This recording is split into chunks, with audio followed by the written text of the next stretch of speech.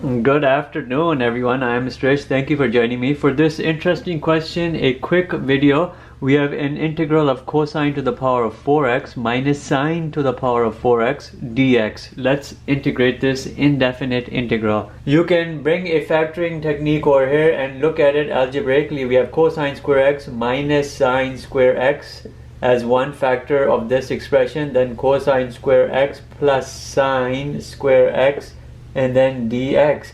You know, by means of the most fundamental trigonometric identity, anytime you see this, it's equal to a 1. So in essence, it vanishes. What we have now is cosine square x minus sine square x dx. Think about another fundamental identity, a cosine double angle formula. Cosine 2x is equal to a bunch of things, one of which is cosine square x minus sine square x.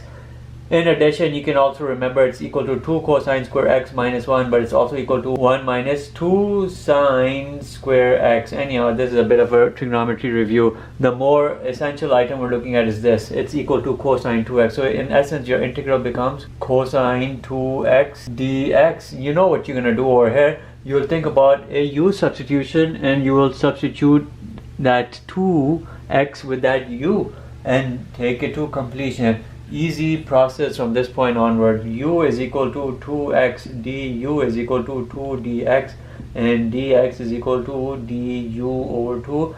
I have over here 1 over 2, then I have here a cosine u du.